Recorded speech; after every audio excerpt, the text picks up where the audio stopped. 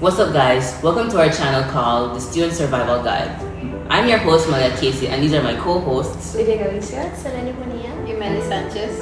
and today we'll be hosting the first and last episode of our podcast called The Wallet Wars. Where did all my money go? make sure you like and subscribe. Money looks simple until you're a student. Then suddenly $20 feels like $2 and you're wondering where everything went by Friday. Welcome back to the Student Survival Guide, where we will be diving into the patterns behind student lives, not the polished version people like to show off. Being a student isn't just about classes, assignments, and exams. It's also about surviving with whatever is in your wallet until the next refill. No matter how much you start with, it always feels like it disappears faster than expected. Today's focus is something every student experiences daily but rarely takes time to understand money. We're exploring the different ways students handle money, and trust me, it's not all the same. Some students plan every dollar like it's a mission. They make every dollar stretch. Others spend the moment without a hesitation, focus more on showing off rather than restriction. Then there are those who try to live a little whilst keeping some level of control and future planning. During our time at SJCGC, these habits can be grouped into three common types of budgeters: penny pinchers, spontaneous spenders, and balanced budgeters. Each category reflects a different mindset towards money, whether it's control, impulse, or balance, and it helps explain why students end up in a very different financial situation even when they start with the same amount. Okay, so stick around because you might realize that it's not just about the money you have, but it's about the way you spend it and the way you go on about your day. penny pinchers are those who use their ability a bit more beyond their present.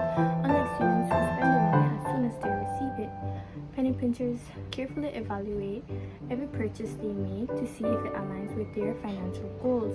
To them, money is not a way to simply satisfy their wants. Instead, they focus on their needs and use money as a tool to provide stability, security, and opportunities in the longer run. By planning and budgeting themselves throughout the school year. As a penny pincher myself, I understand the importance of financial decision making.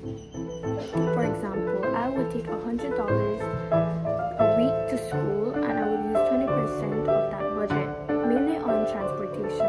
To save money, I would eat breakfast at home, carry lunch to school, and water, so I don't have to make any more extra expenses throughout the day. As investor Warren Buffett once said, "Do not save what is left after spending, but spend what is left after saving." This quote perfectly reflects the philosophy of penny pinchers. Although some people may view them as overly cautious and restrictive, their careful planning often helps them avoid stress and prepares them for success in life. Now, speaking of penny pinchers, let's not forget their complete opposite, spontaneous spenders. These are students that buy things for the thrill or for the fun of it, like coffee or drinks or even food. They just spend to get the feel of interest and being a part of something with someone else. There's also a study in the University of Michigan where students don't really think about what they're buying, they just buy it to fit in with others, especially when it comes to drinks at times. Normally, $5 every day for coffee at the end of the month equals to $150, which is quite a lot when you're not really thinking about what you're spending on. Spontaneous spenders, they tend to buy almost anything without thinking. If someone asks, "Hey, if you want to do something, would you like to buy this?" They'll say, "Yes, I'm down," just to fit in. It's not all that bad though, they just need to know how to budget their things right. And with this, we had actually interviewed someone to ask them if they were a spontaneous spender or a penny pincher. Hey guys, today we are here interviewing a student. What's your name? Isabel. Okay, so a question we have for you today: are you a spontaneous spender? Yes, I am. I would say I'm a spontaneous spender because I spend money like a crazy person would. Like I buy unnecessary things for unnecessary people, and We had asked Ms. Pinterest Isabel to clarify what she meant by unnecessary things and unnecessary people. Things that I buy on a daily basis would be like 3 to 4 Cokes a day. I buy a lot of water. I buy a lot of snacks, such as green Doritos. I would probably buy 3, since I would have like, one for the morning, one for my first class, and like for the lunch, and for my second class, and then in the evening when I'm going home. I would usually buy breakfast for some of my friends, and then sometimes I would buy coffee from Emma's, which would be like $15. And then I buy a lot of fast food or food from other businesses, which makes my weekly money finish by at least Tuesday for the whole week, and that's more than $100 in a week. As you can see, spontaneous spenders are not all that bad. They're just terrible at managing their money right. If they set a certain amount of money on the side of what it's supposed to do and what it's for, then they'll have enough money for when they actually would desire something and when they need it. Which brings us to our last type, one that's considered the middle ground between the two, the balanced budgeters. So, the balanced budgeters aim to balance your budget just as the name suggests. These students are better at saving money than spontaneous spenders, however, they're not as extreme as penny pinchers, which makes them a good midpoint between the two. Balanced budgeters value both saving money and enjoying life in the present. For example, they probably wouldn't buy that $5 latte every day, however, they might treat themselves at least once or twice a week, as long as it fits within your budget. As a balanced budgeter myself, one strategy I use is the 85-15 rule.